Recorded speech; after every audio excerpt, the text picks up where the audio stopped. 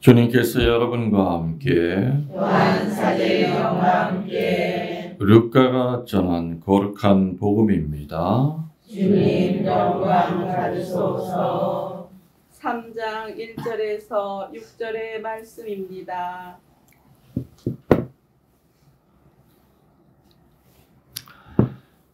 티베리우스 황제의 치세 제15년 본시오 빌라도가 유다 총독으로, 헤로데가 갈릴레아의 영주로, 그의 동생 필리포스가 이투레아와 트라코니티스 지방의 영주로, 리사니아스가 아빌레네의 영주로 있을 때, 또 한나스와 가야파가 대사제로 있을 때, 하느님의 말씀이 광야에 있는 즈가야의 아들 요한에게 내렸다.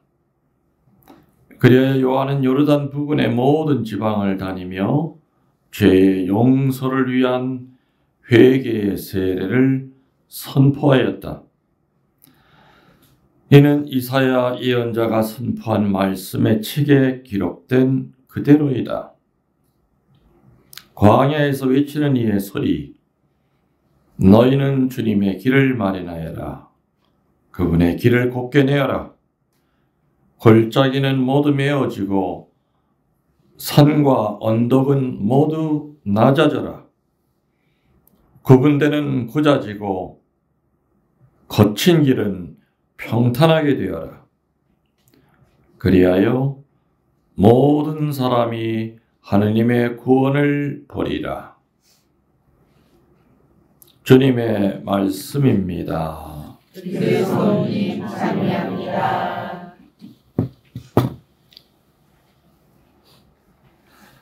참 예수님, 주님 주님의 이름으로 평화를 빕니다. 아멘. 앞에 앉았다가 그 카페로 나가서 기분이 쫓겨난 것 같고 귀양한 것 같지만 절대 기분 나빠할 게 아니라 그 자리가 최고 자리예요. 허젓하고 위에 경당은 30명이 넘어가면은 힘들어요. 또 겨울이랑 여름이 다른 게 겨울에는 옷들을 두껍게 입고 오잖아. 그냥 꽉 차보여. 여기도 사실은 여름에는 50명이 앉아도 그렇게 답답하다는 느낌이 안 들지만 다들 이렇게 껴입고들 오니까 추우니까 답답해. 그래서 여기도 40명이 넘어가면 안 돼요. 또 환기가 안 돼. 일단은 뭐 천장에 놓고 그래도 위에서 경당에서 할 때와 여기서 할 때 차이가 뭘 것 같아요? 미사는 똑같이 해요. 그죠? 근데 그 대신 이 밑에서 하면은 음악 피정을 못해. 그렇겠죠? 여기서 원래 25명 정도 미사하면은 위에 밥 먹고 2시부터 요 밑에서 음악 피정을 내가 1시간 정도 시켜요. 그리고 안수로 끝났지만 2만 원이면 여기서 음악 감상을 어떻게 못하죠. 뭐 스피커 안에까지 들어가서 하려고 뭐 할 수가 없기 때문에 사람이 조금 더 와서 미사할 수는 있는데 밑에서 하면은. 근데 아쉬운 거는 여러분들이 미사만 하고 안수는 내가 해드려. 또 안수까지 안 해서 보내면 또 삐져서 가까운데 어떤 음식점이 좋은지까지도 내가 설명을 해드려요. 먹고 이제 가면 되는 거예요. 근데 그냥 가면 서운하잖아요. 여기서 한 20분 거리에 강곡 성모님 성지 있죠? 매개성당. 당연히 엄마한테 인사하고 가야죠. 그죠? 미산 여기서 했다 하더라도 가서 거기 가면은 몸에 7개의 총알을 맞은 매개 칠거 성모님이 손에 잡히는 데 있어요? 아니면 위에 꼭대기에 있어요? 꼭대기. 그쵸, 꼭대기에 있어. 그래서 나는 여기 정원에다가 손을 잡을 수 있게끔 했잖아요. 사람 키 높이랑 비슷하게 했죠? 지금 성모님 손이 새카매졌어요. 하도 잡으면서 기도하고 그래가지고 상관없어요. 닦아드리면 되니까 내가 일주일에 한 번씩은 비누칠 빡빡해서 이태리 타올로 닦아드려 내가. 그냥 거기 성지의 성모님은 좀 높은 데 계셔. 그 엄마가 자식들을 이렇게 만나러 내려오고 싶어도 너무 높아. 그래서 여기는 그냥 눈높이에 맞춰서 그래서 그 납작한 바위에 올라가 계시죠? 그 옆에 살짝 올라서서 이 성모님 이렇게 끌어안고 사진 찍어도 상관없어요. 가깝게 하기 위해서. 오늘 나는 보고를 받기를 42명인 이메일 받았는데 또 이런이 갑자기 또 늘어났다고 그래요. 그래서 아까 방장인한테 좀 혼이 났는데 아무튼 차 운전 때문에 어쩔 수 없이 오기 싫어서 왔든 갑자기 가자고 그래서 왔든 또 갈 수가 없는데 그냥 사정사정해서 껴왔든지 간에 주님이 불러주신 건 확실해요. 그래서 나도 더 이상 혼낼 수는 없어. 하느님이 불렀기 때문에. 그죠? 내가 불렀는데 김신부 네가 왜 성질을 왜 내? 내가 부른 거야. 네가 부른 게 아니라. 그렇기 때문에 원래 예약하고 온 사람이든 예약하고 오지 않았던 사람이든지 간에 주님께서 하실 일은 오늘 다 하실 것이다 생각이 듭니다. 그리고 이 집은 그냥 은퇴 사제가 사는 그냥 개인 사가가 아니죠. 사제가는 저 옆에 미닫이문 저거 열면은 저기가 사제관이. 저 안에 보면은 부엌, 식당, 그리고 침실 이렇게밖에 없어요. 여기까지는 신자들이 들어올 수 있는 데예요. 이 위에 경당이라. 이따 여러분들은 미사 끝나고 난 다음에 안수 받고 난 다음에 위에 올라가서 성인들한테 큰 절 드리고 또 여러분 세례명의 그 주보 성인이 있을 수도 있어요. 왜냐하면 저 위에만 지금 현재 80분의 성인 유예가 계셔요. 그리고 내 서재에는 18분의 성인 유예가 계시는데 서재는 여러분이 못 들어오세요. 하여튼 위에 80분이에요. 그리고 예수님의 그 십자가 보목이 2점이 있어요. 전 세계에서 가장 많은 성인 유예가 합쳐서 97분의 성인 유예가 계시고 또 이 밑에 한 점의 성인 유예가 또 십자가 보목이 또 있기 때문에 3점의 십자가 보목이 있습니다. 신부님 성인들의 뼈를 모으는 취미가 있으신 겁니까? 말도 안 되는 소리죠. 그리고 신부님 저걸 어떻게 다 모으셨어요? 모은 게 아니라 오신 거예요 나한테. 그리고 저기를 어디 가서 무슨 마트에 가서 한꺼번에 사온 게 아니죠. 42년 동안 사제 생활 동안 찾아오신 거예요. 내가 외국에 나갔다가 비행기 타고 오신 분도 있고. 그래서 앞으로 내가 해야 될 일은 저 많은 성인 유예가 왜 이 한 사제를 통해서 한국 땅에 왔는가를 묵상을 해야 되고 아직도 나 원인을 몰라요. 왜 오셨는지 이유가 있을 텐데 그리고 오게 된 과정을 다 책으로 하나하나 써야 돼요. 97분이 한국에 오신 이유를 어떻게 해서 오셨다. 그 책을 쓰다 보면은 뭔가 오신 이유가 드러나지 않을까 하는 그런 생각, 그런 소망을 갖고 있습니다. 그래서 지금 이 집은 그냥 집이라는 개념보다는 그죠? 거룩한 성인들의 유해가 모셔져 있는 그런 거룩한 홀리한 곳이에요. 일반 전원주택 같은 그런 개념이 아니죠. 또 이 많은 성인들이 계시기 때문에 나는 이 집을 짓고 또 저 밑에 힐링 피스 가든을 만들고 또 교우들이 쉬었다 갈 수 있고 잠잘 수 있는 힐링 하우스를 만들면서도 누구를 바라본 거예요? 성인들의 전구가 여기는 한국당 어디보다도 난 강한 데다. 그래서 비록 어떤 때는 와서 그냥 기도하고 가실 수 있죠. 밖에서 안에는 못 들어오기 어렵잖아요. 공식적으로 이렇게 미사 외에는. 그래도 나 항상 그래요. 여기 오시면은 예수님한테 인사드리고 난 다음에 이 안에 못 들어오더라도 저 지금 2층 경당과 밑에는 97분의 성인 유해가 계시구나 생각하면서 이쪽을 보고 깊이 머리 숙이고 이쪽을 바라보고도 기도하고 가라. 성인들이시여, 제가 지금 이렇게 힘이 듭니다. 제게 몸이 아픕니다. 치유시켜 주십시오. 그러면은 보채는데 안 주겠어요? 주시죠. 저분들이 저렇게 존재하는 이유는 뭐예요? 예수님께 전구하기 위해서 한국 땅에 오셨다고 나는 보거든. 아멘. 뭐 오늘 음악 피정을 여러분들이 듣지 못해요. 근데 음악 피정에 알아버리면은 신부님이 어떤 식으로 음악 피정을 시키실까? 물론 성기에 있을 때 내가 직접 노래를 했어요. 기억하시죠? 그 치유 노래를 불러드렸어요. 그것이 지금도 유튜브에 들어가면은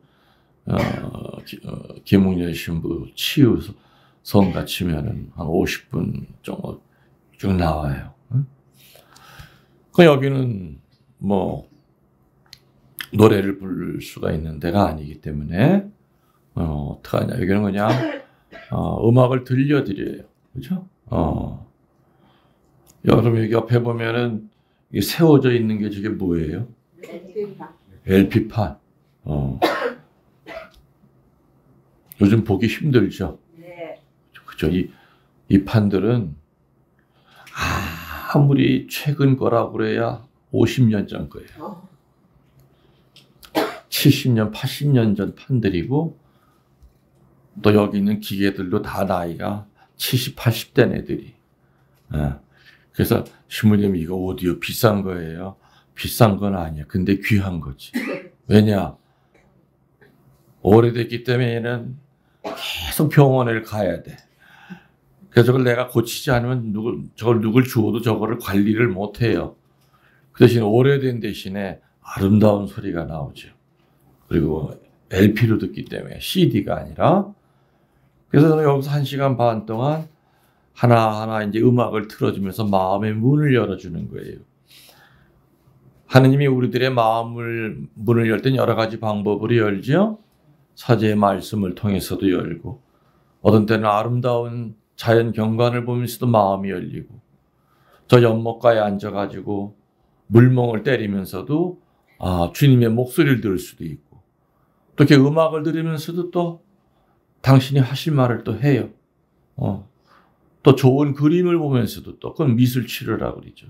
여러 가지 방법으로 우리들에게 이렇게 메시지를 자꾸 주신다 이 얘기죠. 그래서 오늘은 그 좋은 음악을 들을 수가 없다. 그러니까 약을 놔도 할 수 없다. 뭐 내 탓이 아니다. 이렇게 신부 탓이 아니라 여러분 탓이고. 그래서 나는 방장들한테 방장이 알아서 선택하라 그래요. 25명으로 줄여가지고 위에서 하고 난 다음에 오후에 음악 피정을 듣고 갈 거냐. 아니면은 숫자를 늘려서 음악 피정은 포기하고 미사만 하고 갈 거냐.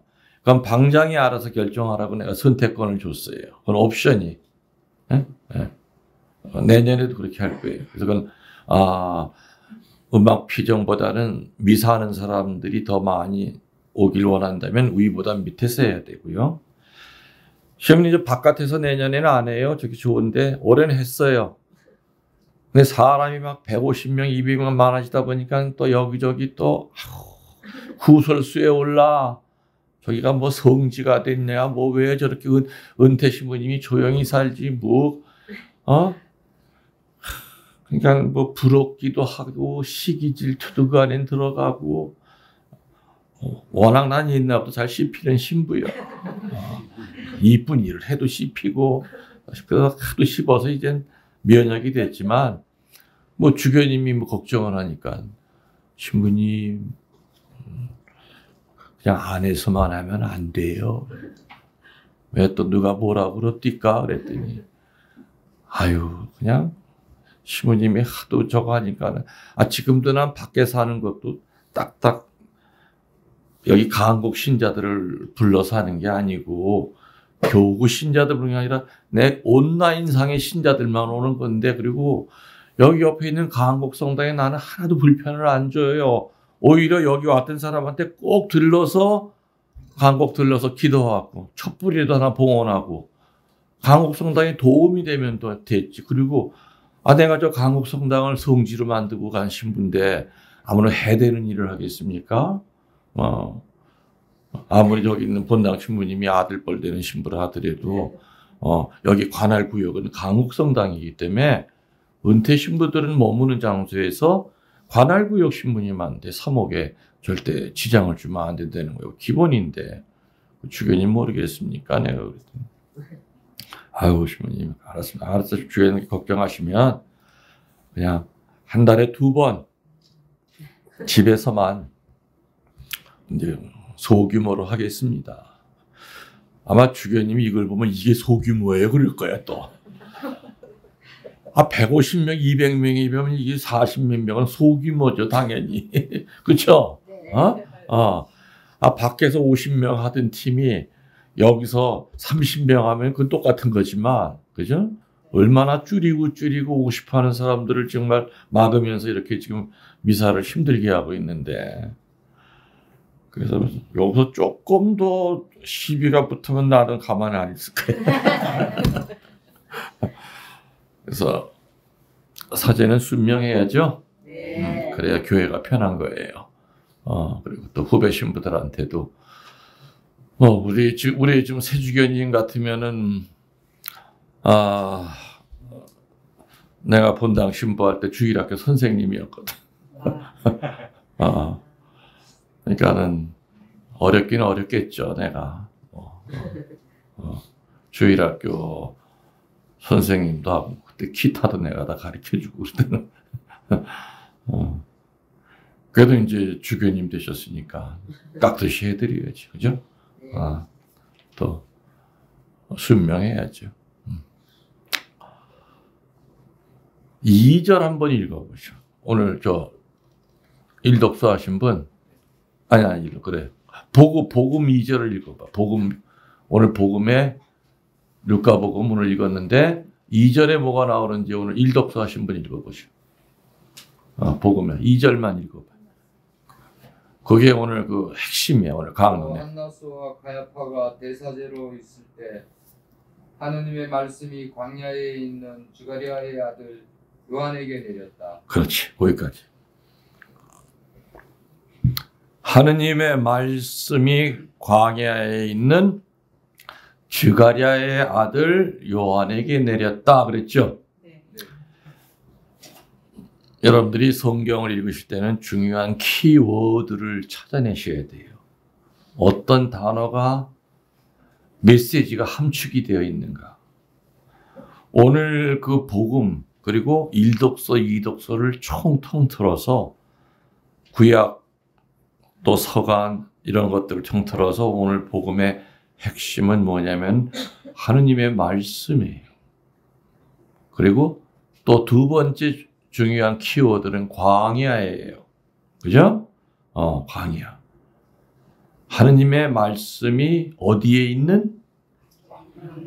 그렇죠. 성당에 있는이 아니라 자기 집에 있는이 아니라 광야에 있는 지가랴의 아들 요한에게 내렸다.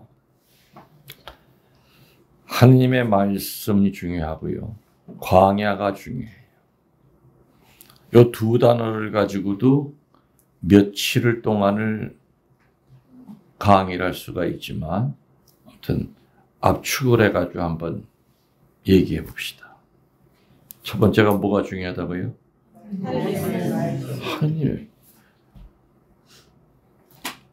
하느님의 말씀이 광야에 있는 지가랴의 아들 요한에게 내렸다. 오늘 복음을 보면 되게 시적이에요. 그리고 원문을 보면 굉장히 고급스러운 단어를 썼어요. 이것은 저자가 누구예요? 루카죠. 경당에 올라가면 사복음서 성인들의 유해가 있어요. 마테오, 마르코, 루카, 요한복음에 그 유해가 뼈가 있어요. 근데 이 루카라고 하는 분은 예수님 만나기 전에 직업이 뭐였을까요? 옛날에는 의사라고 하는 단어가 없었어요. 힐러라고 그래요. 치유하는 사람이라고 그래요. 닥터라고 하는 단어가 옛날에는 아예 없었어요. 그죠? 누구 고쳐주는 사람 힐러라고 불렀어요. 힐러. 그래서 이 힐러들은 종종 마법사랑 이렇게 혼돈이 돼. 사람이 낫단 말이야. 저거 무슨 마술을 부려서 낫게 했다 보다. 그래서 그때 당시에 이 힐러들은 무지하게 똑똑한 사람들이에요. 최고로 많이 배운 사람들이에요. 그러니까 이 루카도 힐러였어요. 그러니까 약의 종류. 옛날에는 약이라고 그래봐야 무슨 제약회사에서 나오는 약이 아니죠. 어떤 약? 약초. 약초를 다 알아서 약초를 가지고 요건 어디에 좋은 약초 그걸 갖다 갈아서 시럽을 만들어서 먹이고 그게 얼마나 그 당시에 깬 사람이겠어요. 많이 배운 사람이죠. 그 때문에 사복음서 가운데서 루카복음의 문장이 원문으로 보면 굉장히 화려하고 여성적이에요. 아름다워. 그래서 오늘 딱 보면 하느님의 말씀이 광야에 있는 지가리 아들 요한에게 내렸다 이렇게 나와 있는데 사실은 다른 복음에서는 이거 비슷한 얘기를 어떻게 했느냐면 성령이 광야에 있는 이렇게 나와요. 근데 루카 복음사가만이 뭐라고요? 말씀이래요. 얼마나 이게 같은 말이라도 시적입니까? 성령이 내렸다가 아니라 하느님의 말씀이 내렸다. 자, 그럼 여기서 우리들이 묵상의 길을 열어야 되죠. 도대체 말씀과 성령의 관계가 어떤 관계냐? 말씀과 성령은 어떤 관계냐? 간단히 얘기하면 이거예요. 성령이 함께한 언어를 우리들은 말씀이라고 해요. 성령이 없는 말을 우리는 그냥 말이라고 불러요. 사제는 말을 전하는 사람이에요? 말씀을 전하는 사람이에요? 말씀. 그렇죠. 신부님들의 강론이 말이 돼서는 안 돼. 신변잡기적인 그런 말이에요. 성령이 함께한 언어가 말씀이에요. 이 말씀은 하느님의 언어예요. 그래서 이 말씀은 바로 결과가 뭐로 나타나느냐?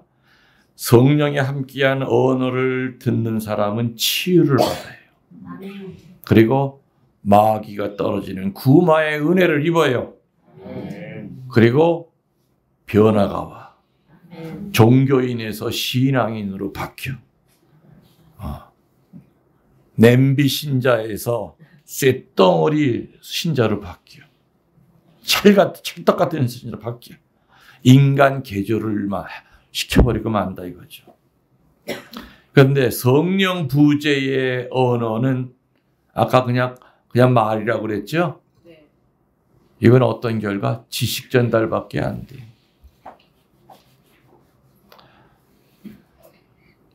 피정 지도할 때 신학교 교수 신부님들이 와서 할 때가 있죠.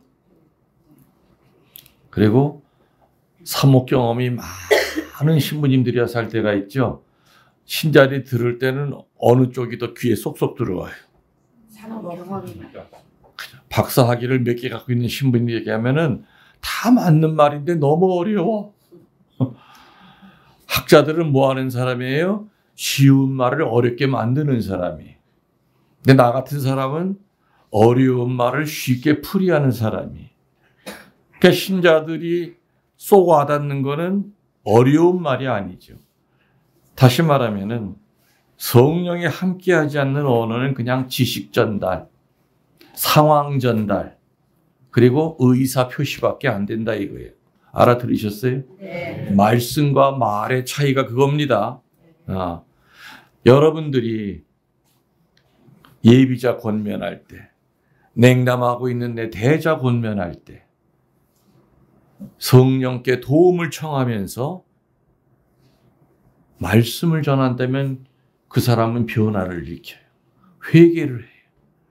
근데 그냥 지나가면 아유 성당 안 보이네. 아 뭐해? 나와 술 한잔해. 미사 끝나고. 이건 말씀이에요? 말이에요? 말이에요. 들은 척도 안 해 그런 건.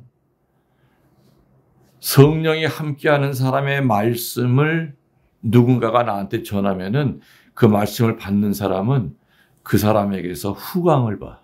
왜? 그리고 감히 그 말씀을 거절할 수가 없게 만들어요. 힘이 있기 때문에. 그죠?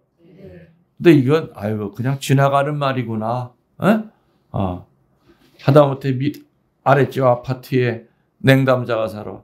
엘리베이터 타고 내려오다가 가끔 보죠? 아유 자매님 요즘 성당에 안 보이시네. 좀 나오세요. 딱 한마디 하고서는 안 나. 그 다음부터는 봐도 얘기도 안 해. 근데 어떤 양반을 볼 때마다 그리고 또 대축일마다 카드를 써가지고 밑에다 탁 집어넣어. 자매님 이번 성탄 때 꼭 성당에서 뵙기를 소망합니다. 얼마나 가슴이 뭉클하겠어요. 성당 안 넣을 수가 없죠. 그래서 말과 말씀은 천지 차이예요. 말씀의 결과는 뭐라고요? 치유, 구마, 인간 개조예요. 그렇지만 성령이 부재된 언어의 결과는 지식 전달, 상황 전달, 그리고 의사 표시로 그냥 끝나버려요. 동의하시죠? 네. 그 우리들은 어떻게 해야 돼요? 말을 해야 돼요? 말씀을 해야 돼요? 말씀을 해야 되죠. 근데 말씀을 할 때도 잘 분별을 해야 되겠죠? 잘 분별해서. 지금이 내가 말을 해야 될 상황이냐? 누가 길을 물었어. 내 거룩하게 말씀을 해. 기도하셨습니까? 기도하시면 다 길도 알려줘요. 그러면 귀세대게 한 대 때리고 가.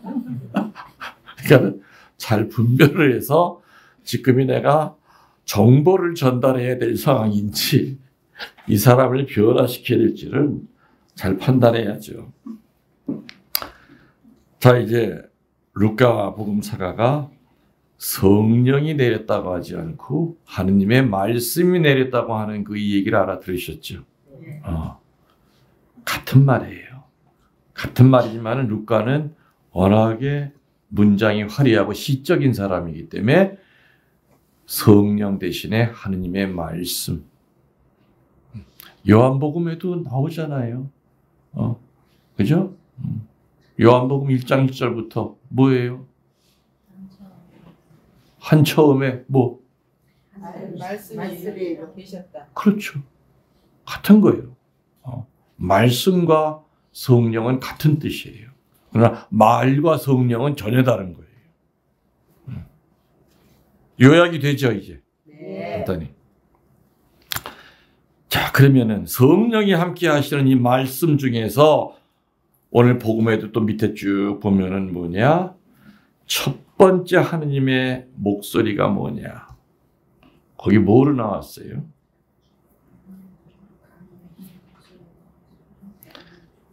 회개의 세례를 선포하였다.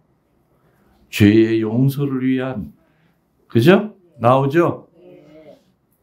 그러니까 하느님의 말씀 중에서 첫 번째 하느님의 목소리, 우리들이 그 말씀을 세상에 전해야 되고 또 우리 자신이 그 목소리를 듣고 행동으로 옮겨야 될 것은 바로 뭐예요? 회개예요. 그 회개는 뭐를 위한 회개? 죄의 사함을 위한 회개. 그거를 선포하였다라고 나왔어요. 베풀었다가 아니라 선포하였다. 자, 이제 중요한 건 다 나왔습니다. 종합을 하면 이거죠. 사제의 말씀 선포의 첫 단추는 회개시키는 것이다. 그래서 사제의 강론은 종합 비타민이어야 되죠. 비록 짧은 본당 평일 강론 5분짜리라 하더라도 20분짜리라 하더라도 2시간, 3시간짜리 피정 특강이라 하더라도 종합 비타민이 돼야 돼. 때로는 준엄하게 깨우치게 만들어야 되고 눈물이 펑펑 나게 만들어야 되고 그러나 마지막은 뭐예요? 죄인인 너도 하느님이 너를 사랑하고 계셔. 너는 죄인이라도 거룩한 죄인이야. 우리 다시 일어설 수 있어. 희망을 주군 희망의 메시지로 끝나야 되는 것이 사제들의 강론이. 근데 가끔 교우들 얘기 들어보면 시모님, 우리 시모님은 처음부터 끝까지 혼만 내켜요. 무서워 죽겠어요. 강론이 아니라. 시모님 강론 듣고 나면 행복한 게 아니라 무서워요. 맨날 혼내기만 해요. 아직 그 시모님은 철이 덜 든 거예요. 그 시모님은 아직도 말씀과 말의 차이를 모르는 거예요. 자기가 갖고 있는 지식으로만 자꾸 신자들을 가리키려고 하는 거예요. 신학에서 배운 지식만 가지고 딴 사람이 써놓은 것만 뺏겨가지고 읽으려고 하니 그건 당연히 신자들은 너무나 눈치가 빠르죠. 신자들은 제일 먼저 알죠. 오늘 저 신부님의 강론이 기도 중에 나온 강론인지 그냥 급한 거 아무거나 그냥 이렇게 그냥 뺏겨가지고 나온 건지 본인이 얘기하면서도 본인도 알아듣지 못하는 횡설수설하는 강론인지는 신자들이 너무너무 잘 알아요. 그만큼 신자들이 똑똑해. 그래서 신학교에서 아이들을 가르칠 때도 정말 말씀이 중요하다. 신학교에서 수많은 과목을 공부하죠. 실제로 나와서 살면 도움이 하나도 안 돼. 근데 정말 아쉬운 것은 신학교에서 정말 집중적으로 가르쳐야 될 것이 사실 설교인데 설교는 반학기로 끝나. 그것도 설교를 가르치는 신부님이 뭐 강론을 잘하는 신부님이냐? 졸려. 설교 가르치는 신부님이. 사제의 말씀 선포에 회개가 안 들어가면 안 돼요. 그러니까 세례자 요한도 회개하여라고 그랬고 예수님도 회개하라고 한 것이 첫 말씀이었죠. 회개는 회두와 같아요. 그 두자는 머리 두자예요. 몸뚱아리만 하느님 앞으로 가는 것이 아니라 머리까지 같이 돌려야 돼요. 하느님 앞으로 몸만 나가다가 고개를 잘못 돌리는 바람에 돌이 된 사람이 누구예요? 구약의 롯의 부인이죠. 소금 기둥이 됐죠. 절대 뒤돌아보지 말라고 그랬잖아, 천사가. 어떤 소리가 나도 뒤에서. 롯과 아내와 딸 둘이 소돔을 탈출했어. 벼락이 떨어지는 소리가 나. 내 아내는 뭐가 생각이 난 거야? 두고 온 세간살이. 에? 자개장서부터 해가지고 그냥 온갖 폐물이 생각이 난 거예요. 집진지도 2개월밖에 안 됐는데 저 새 집인데. 그래서 마지막으로 한번 뒤돌아봐야 되겠다. 설마 내가 뒤돌아보는 것까지 보고 있을까? 하다가 살짝 뒤돌아보다가 그냥 쩍 하고 소금기둥이 돼버렸잖아. 그죠? 그 뒤돌아보면 소금기둥이 돼. 큰일 나. 그래서 회개는 몸만 가는 것이 아니라 머리도 같이 가야 된다. 머리까지 회개해야 된다. 행동은 회개하는 것처럼 보여. 주일 고백성사 보고 난 다음에 번당신분이 보석으로 이제 주일 빠지지 마세요. 보석을 받았어. 그 주일은 지켜. 근데 머리는 아직 회개한 게 아니야. 머리는 아직도 그러니까 그렇게 머리까지 회개 안 한 사람은 어떻게 돼요? 성사 보고 나서도 한 달도 못 가. 다시 또 냉담에 또 빠져. 다시 또 세속 생활하게 돼요. 헤매고 있는 거예요. 자, 여러분들 한번 내가 피정 때 또 여러 번 얘기했어요. 많은 사람들이 회개한다고 하면서 사실은 후회만 한다고 했어요. 기억나십니까? 네. 기억난다고 하니까 답도 잘하겠네. 그러면 회개와 후회의 차이가 뭐예요? 어디? 그거 정확히 알아맞히면 내가 팔지 않아 줄 거예요.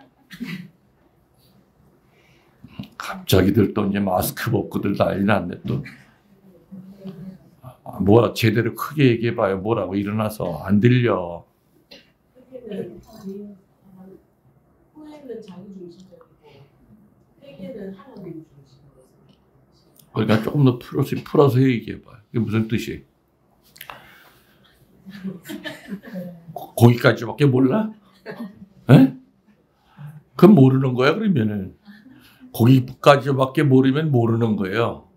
그 다음이 지금 자매님 얘기했잖아요. 회개는 하느님 중심이고 후회는 자기 중심이라고 그랬잖아요. 그럼 그걸 알아야지.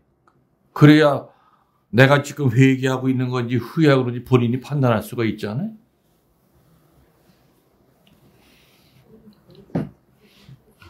팔찌 아직 만들어 놓은 게 없어서 내가 안 줄 거야. 그래서 내가 답을 내가 얘기할래. 그럼 내가 안 줄래. 저 자매 얘기한 대로 회개와 후회는 그건 맞아요. 회개는 하느님 중심이고 후회는 자기 중심이야.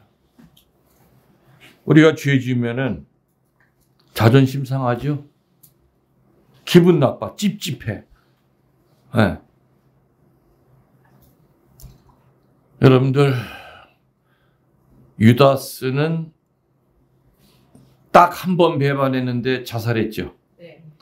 베드로 사도는 3번이나 배반했는데 일대 교황이 됐죠. 이게 바로 그 차이예요. 유다스는 처음부터 끝까지 자기 중심적이에요. 유다스는 직책이 돈주머니 관리하는 사람이라고 나오죠. 근데 뭐 예수님 돕기 후원회가 있었던 것도 아니고 맨날 밥 먹을 때마다 제일 고민되는 게 총무야. 이 장정들을 어떻게 먹이나. 그리던 참에 유혹이 들어오죠. 네 스승 은전 30냥에 넘겨라. 은전 30냥이면 노예 한 사람을 사고 파는 값이야. 은전 30냥만 있으면 예수님이랑 같이 우리 일행이 적어도 4달 동안은 사 먹을 수 있는 빵을 살 수가 있어. 그리고 내가 아는 우리 스승은 비록 넘긴다 하더라도 끌려가실 분이 아니야. 끌려가는 척 하다가 그냥 도수를 부리셔가지고 그냥 해가지고 그냥 우리 앞에 다시 짠하고 나타나실 분이야. 그러면 돈은 돈대로 주머니에 들어오고 우리 주님은 또 멀쩡하고 꼭 먹고 알 먹고 또랑치고 그렇지. 그러니까 처음부터 예수님을 팔아넘길 때부터 자기 중심이에요. 근데 예수님이 저항하셨어요? 도살장에 끌려가는 어린 양처럼 끌려가 때리면 맞고 그 어마어마한 태형을 등가죽이 다 찢어질 때까지도 저항을 안 하셔. 유다스는 옆에서 불안해지기 시작해. 왜 저러지? 왜 저러지? 지금쯤엔 뭔가 본때를 보이실 때가 됐는데 나중에 십자가에까지 돌아가실 때까지도 아무것도 안 하시죠. 유다스는 아닌데, 내 계획은 이게 아닌데. 예수님 돌아가시고 난 다음에 유다스는 그 마지막까지도 자기 중심적으로 생각해요. 나는 구원 못 받아. 지가 스스로 구원 못 받는다고 판단을 자기가 해요. 만일에 유다스가 성모님과 다른 제자들이 있는 다락방에 찾아가서 형님들 나 차라리 때려 죽이시오. 울면서 용서 청했으면은 성질 급한 베드로는 몽둥이 들었을 거야. 그때 누가 가로막았겠습니까? 성모님이 베드로 넌 뭐 잘한 게 넌 뭐가 있어? 넌 3번이나 배반했었잖아. 건드리지 마, 유다. 그렇게 해서 성모님 품 안에서 회개하고 그럼 지금은 성유다가 됐겠죠. 근데 유다스는 예수님 팔아먹는 과정까지도 철저하게 자기 중심이에요. 돌아가시고 난 다음에도 나 같은 놈은 구원 못 받아. 구원에 대한 문제도 지가 판단을 해요. 나 같은 죄인은 구원 못 받아. 결국에 후회의 끝은 뭐예요? 자기 목숨을 스스로 끊는 것밖에 없었어요. 절망이에요. 베드로 사도는 3번 배반했죠. 첫 닭이 울기 전에 땅을 치고 통곡을 했어요. 뭐 때문에? 로마 병정들이 예수님을 잡고 난 다음에 저놈도 한패 같은데 너 한패지? 아니라 몰라요. 그것도 한 번 다니고 몇 번? 3번. 예수님은 그 자리에서 베드로 혼내켰어요. 사람이 너무 기가 막히면은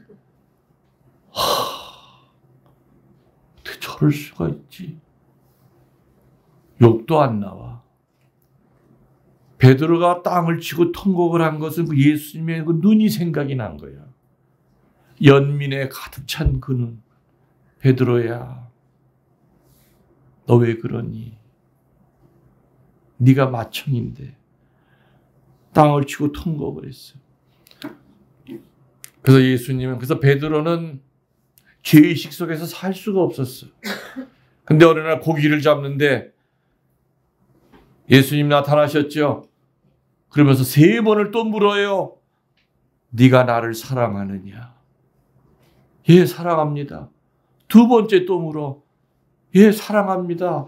왜 자꾸 물으세요? 3번째 또 물어. 네가 나를 정말 사랑하느냐? 예, 사랑합니다. 그 순간에 그 3번의 배반이 그 죄의식이 치유가 된 거예요. 아멘. 예수님이 얼마나 섬세하신 분이에요. 내가 저놈을 치유시키지 않으면 저놈은 죽을 때까지 스승을 배반한 그 죄의식으로 제명에 못 살 거예요. 기쁨이 없을 거예요. 그래서 그 3번의 그 수치스러운 배반을 3번의 물음으로써 해방시켜 주셔. 그리고 너는 반석이다. 내 양들을 쳐라.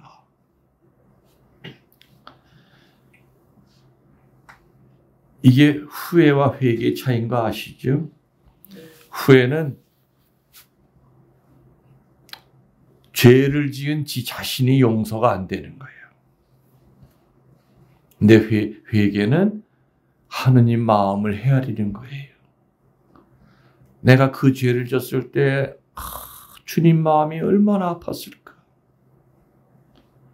성모님의 마음이 얼마나 아팠을까? 내 안에 계신 성령이 얼마나 당황하셨을까? 내가 그 길로 빠져가지고.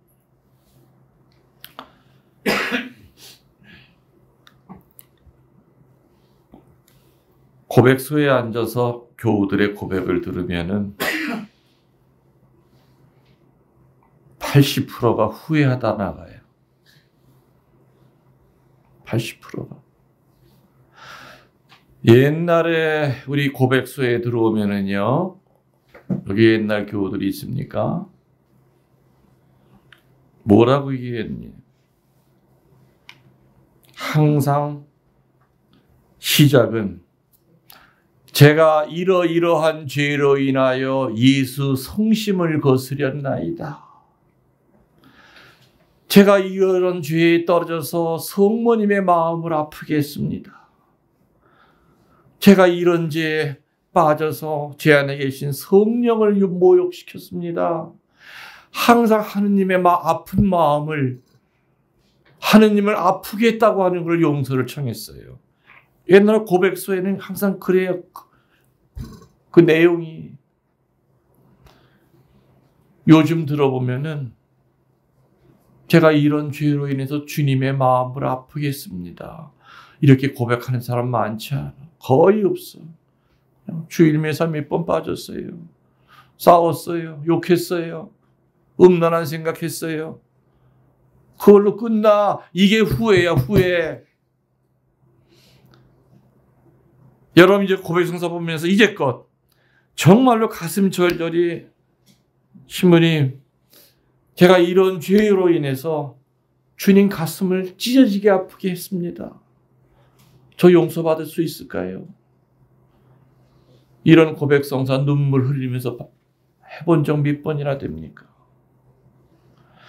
그래서 이번 대림 판공 때는 고백서에 후회하고 나올 게 아니라 정말로 회개하세요. 그래서 제대로 성사 보려면은 미리미리 적어가지고 들어가시오. 저는 지금도 내 동창 신부님 한 달에 한 번씩 만나서 성사를 봐요. 서로가 성사를 줘. 난 지금도 성사 볼 때 내가 혹시 까먹을까봐 난 미리 그 전날 장문에 편지를 써요. 읽는 거예요. 그 전날부터 나는 준비 들어가는 거예요.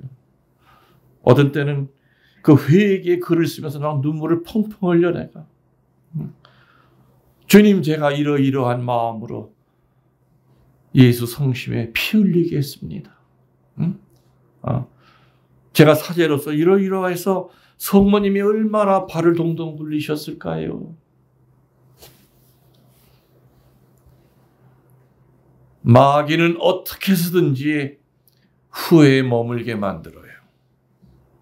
회개까지 가면은 하느님의 백성이 된다는 걸 알기 때문에 어떻게 해서든지 후회만 하다 말게끔 계속 유혹을 해. 유혹을 해. 그래서 여러분들 앞으로 성사 보실 때 저는 그 전에 아주 젊은 신부 시절 때는 옛날 교우들이 많았죠. 그때만 하더라도. 그죠? 할머니, 할아버지들 들어오면은 성부와 성자와 성례 하면서 거룩하셔야 될 주님의 성심을 이 늙은이가 선주들 혼내키는 바람에 마음을 아프게 했나이다. 응? 그리고 또 그렇게 해서 정말 회개하는 마음으로 성사를 보시고 난 다음에 요즘은 어떻게 끝나? 이밖에 알아내지 못한 죄에 대하여도 통회하니 사유도 그러죠. 그전 그렇지 않아. 남이 나로 인하여 지은 죄 있을 것이 신부는 도무지 벌하고 사하소서. 남이 나 때문에 지은 죄도 있을 수 있으니까 신부님은 이 죄인을 도무지 벌하고 사하소서 그래서 그 말로 끝이 났어서 옛날 고백성사는 얼마나 아름다웠는지 몰라. 남이 나로 인하여 지은 죄 있을 것이니 내 남편이 나 때문에 지은 죄 있을 것이니 그 남편의 죄도 사해 주기를 바랍니다. 내 며느리가 나 때문에 지은 죄도 있을지 모르니 내 자식이 나 때문에 지은 죄 있을지 모르니 그 죄도 사해 주길 바랍니다. 그래서 옛날 기도문들은 되게 아름다웠어요. 지금은 막 변형이 되고 그리고 교리 때도 예비자 교리 때도 철저하게 가르쳤죠.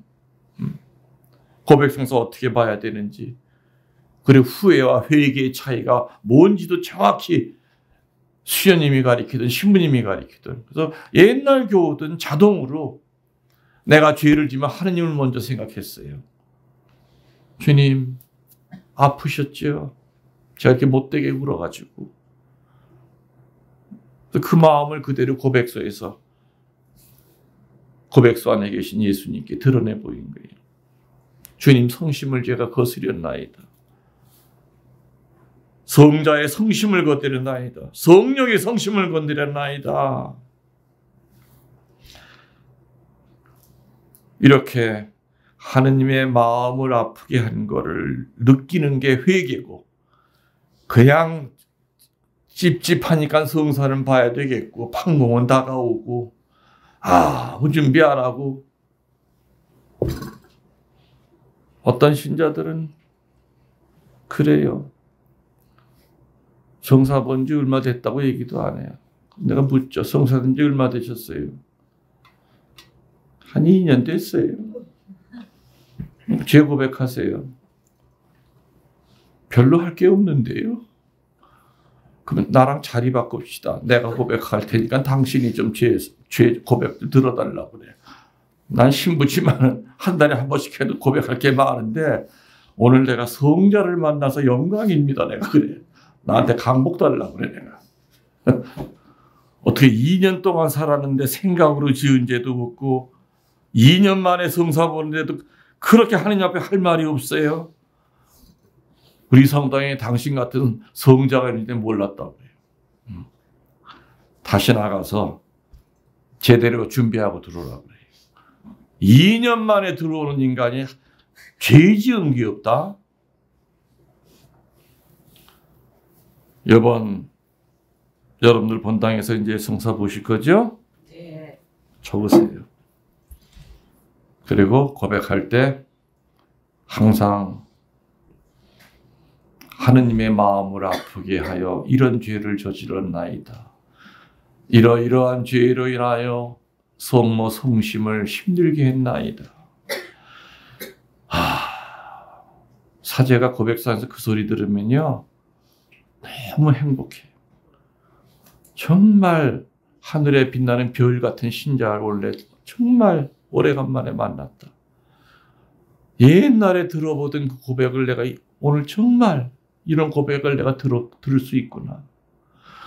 요번에 여러분들이 본당 가셔서 또 유튜브 듣는 교우들도 요번 성사 보실 때 하느님의 마음을 아프게 했다는 말을 먼저 이렇게 올리고 성사 보시면은 신부님이 듣다가 자세가 달라질 거예요. 본인도. 본인도. 그러면서 그 신부님도 느끼는 게 클 거예요. 이 자매님은, 이 형제님은 정말 참다운 고백을 하고 계시는구나. 그래서 이 회개와 후회는 비슷한 것 같지만 절대 비슷하지 않아요. 후회하면은 마귀만 들끓어. 왜 같은 죄를 짓고 성사를 보고 나가서 이틀도 안 돼서 왜 똑같은 죄를 짓는 줄 압니까?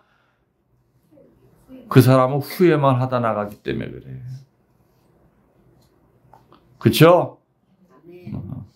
고백서에서 정말 가슴을 찢는 하느님의 마음을 아프게 했다는 것을 고백하고 나갔다면은 그렇게 같은 죄에 쉽게 못 떨어져요.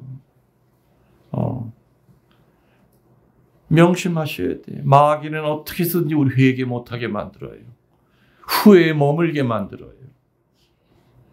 죄진 그 자신에 대한 자존심, 그것만 생각하게 만들어요. 그러니까 진실된 게 없어. 정말 고백해야 될 것은 부끄러움 때문에 얘기도 못하고 둘이 뭉실 넘어가 버리고 어영부영 넘어가 버리고 그런 게 모고예요. 여러분 아시죠? 성모님의 메시지도 보면은 사제들아 신자들을 모고해 하지 말게끔 막아야 된다. 마귀는 어떻게든지 모고하게끔 유혹을 해요. 부끄러움을 느끼게 하고. 고백서에는 사제만 있는 게 아니잖아요. 예수님이 듣고 계시죠. 내 죄가 아무리 진홍색처럼 붉어도 무릎 꿇고 기도하고 주님 성심 거스렸다는 거 겸손하게 고백하면 죄 사해 주잖아요.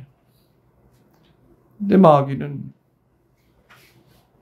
참다운 고백을 못하게끔 자꾸 막아버리잖아요. 수치심을 자꾸 주잖아요. 신부님이 내 목소리 알아들으면 어떡할까? 물론 알아들어요. 어떤 때는 많이 들어본 목소리, 이게 지금 레오나 목소리구나. 이게 루시아 목소리 알긴 하죠. 근데 내가 강원원 때 얘기했잖아요. 사제가 사제 서품 받을 때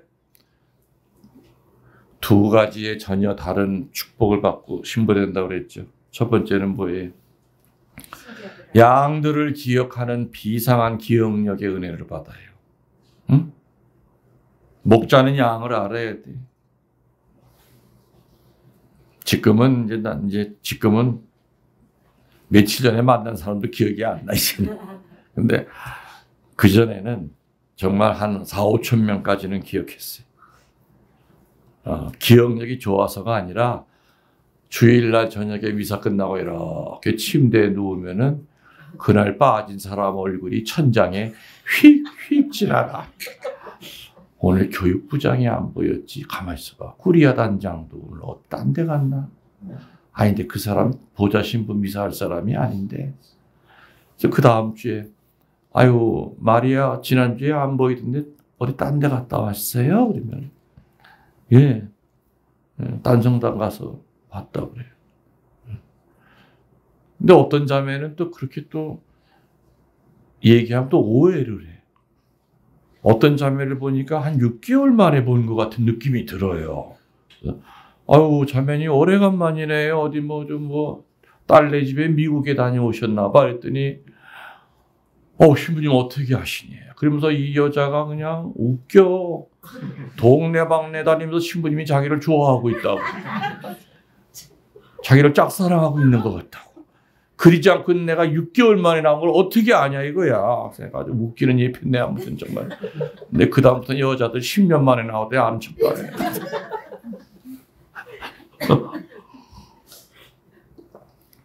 이렇게 사제들은 양들을 기억하는 비상한 기억의 은혜도 받지만은 또 동시에 망각의 은혜도 받는다.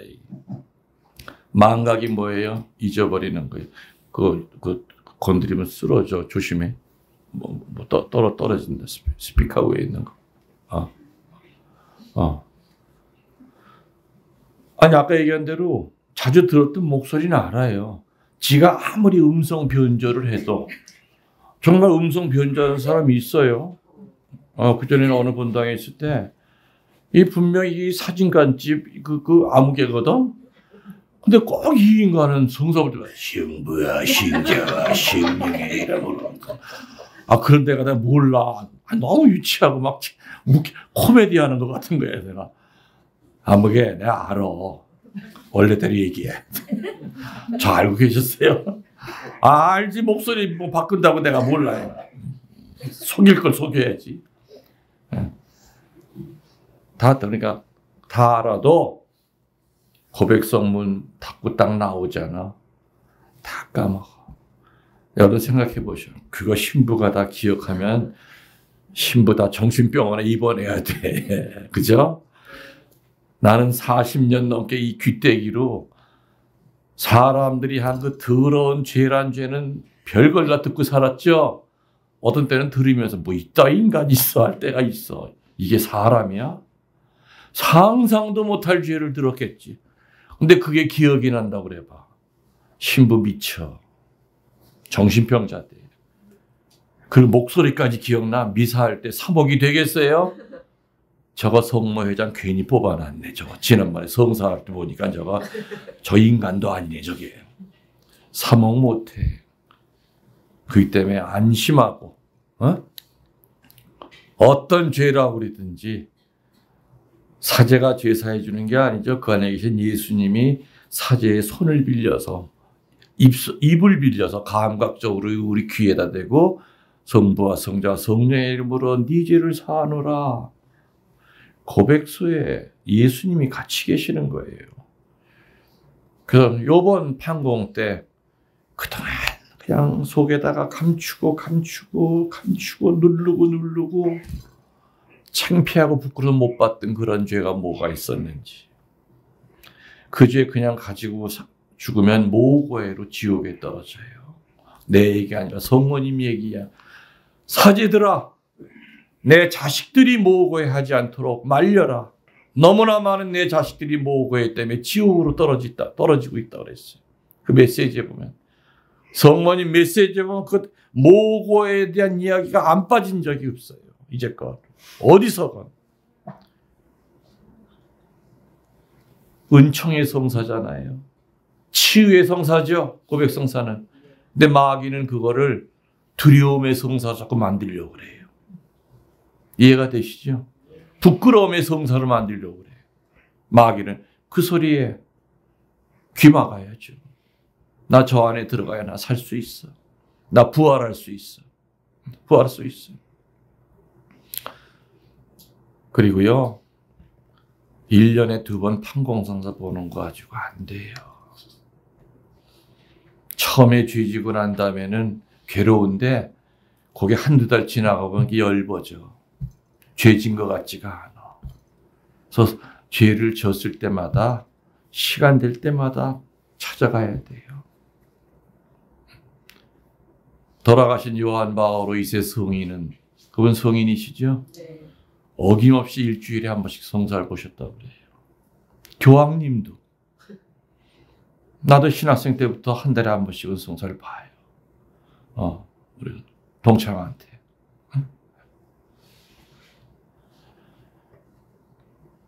동창이나 만나러 올 때는 성사 달라고 오는 거예요. 서로가 주고받는 거죠. 김신부, 나 다음 주일날 갈게. 이러면, 성사 보러 오는구나. 그럼 나도 한 주 동안 또 준비해야 돼. 나도 성사를 봐야 되니까. 응? 묵상해야 되고. 작은 티끌이라도 혹시 남아있는 게 뭐가 있을까? 오늘 밤이라도 주님이 불러갈 때 두려워하지 않고 내가 가야 되잖아요. 죄 중에 있을 때 만일에 오늘 밤에 불러간다고 하면 얼마나 무섭고 떨리겠어. 주님, 약한 인간이지만 죽을 힘을 다해서 죄를 피하려고 노력하고 살았습니다. 자비를 베풀어 주셔서 우리 주님 앞에 그 말하고 떠나야 되잖아요. 마지막 말이. 그죠? 요한 바오로가 돌아가실 때 그래서 어떤 말 했더니 나는 행복하다고 그랬잖아요. 두려움 속에 산 사람은 절대 행복하게 살다 갑니다. 그 말을 못하죠. 우리 집에서도 행복하게 살다 갑니다. 당신들도 행복하시오. 그 말할 수 있어야 돼요. 하느님 말씀이 광야에 있는 주가리의 아들 요한에게 내렸다. 그는 죄의 용서를 위한 회개의 세례를 선포하였다. 요 두 줄이 2절이랑 그 밑에가 몇 줄인가? 5절인가?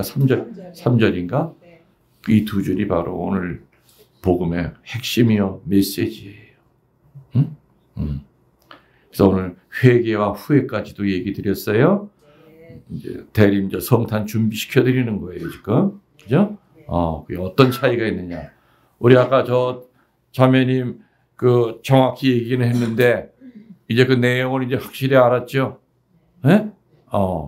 그래서 이렇게 얼치기로 알고 있는 건 모르는 것만 못해. 그러니까 오늘 확실하게. 그러니까 그래도 저렇게 알고 있는 건 그래도 50점이야. 아예 모르는 사람들이 대부분이잖아. 저 자매는 그래도 회개는 하느님 중심이에요. 후회는 자기 중심이에요. 맞았지. 근데 그걸 그 밑에 깔려 있는 게 뭔지 이제 기억이 잘 안 났던 거예요. 이제 기억나죠? 기억나는 거예요. 여러분도 명심하시고, 요번 우리 판공 때, 대림절 때, 어떤 유혹이 오더라도 마귀 유혹에 넘어가지 말고, 후회하지 말고, 회개하는 마음으로 대림절을 살면서, 대림절 판공 잘 지내고, 판공이라는 말이 뭔 뜻인 줄 알죠? 무슨 뜻이에요? 힘쓸 판자에 공로 공자야. 힘써서 공로를 닦는 게 판공이에요. 판공 성사도 힘써서 공로를 닦는 마음으로 성사 준비를 하는 게 판공 성사고. 그래서 판공이라고 그러잖아요. 한문이에요. 힘쓸 판자에 공로 공자. 대림절은 어느 때보다도 우리들이 그 회개의 공로를 쌓아야 돼요. 후회의 공로가 아니라. 다 같이 우리 고백기도 사도신경 같이 하겠습니다. 전능하신 천주